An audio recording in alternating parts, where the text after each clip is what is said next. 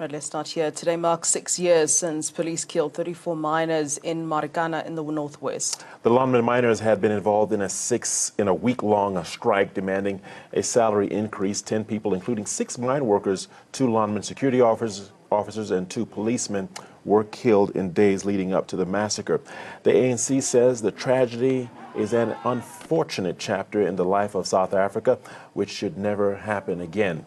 The governing party is urging government to urgently start implementing the recommendations of the Farlam Commission, which probed the incident.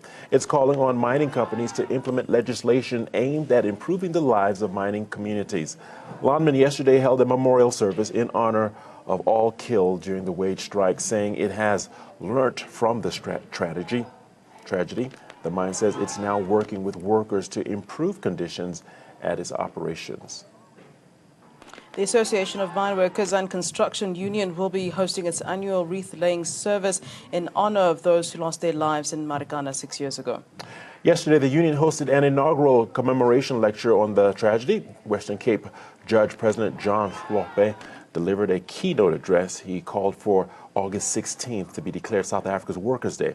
Slope drew comparisons between the Sharpeville and June 16 mass killings, saying he sees no reason why the day can't be given the same status as the latter two.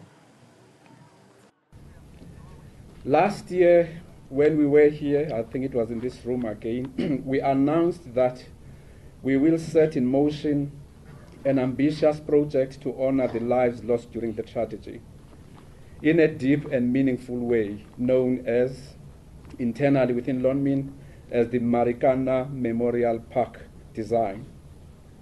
We set about putting together a draft design for public space dedicated to paying tribute to the memory of those we have lost, but also serving as a much needed space for the community. We anticipated it being a major project incorporating a landscape memorial with indigenous trees which can be used in the entire Marikana community. We proposed that it should incorporate a soccer field museum detailing the history of the platinum industry, a large amphitheater as well as a community space that could accommodate about 30,000 people.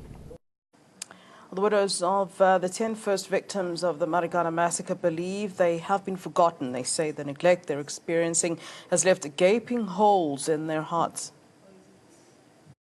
6 years since the 44 lives were lost during the tragedy. And yes, it's a week that changed our lives as the organization. This is the time that is always sacred to us for remembrance. It has also been time for us to honor the huge sacrifices made by the men who lost their lives. It's a time that we use to reflect so that we learn from those circumstances and ensure that such never happens again.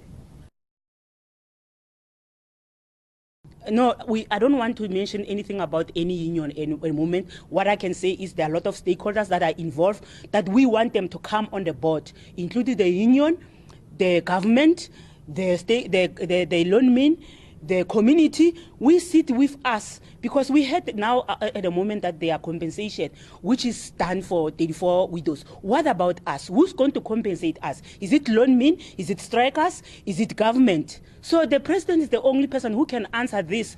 As he mentioned that he is a Tuma Mina campaign, let him come here and solve the story of Marikana, especially for the 10 first victims of Marikana.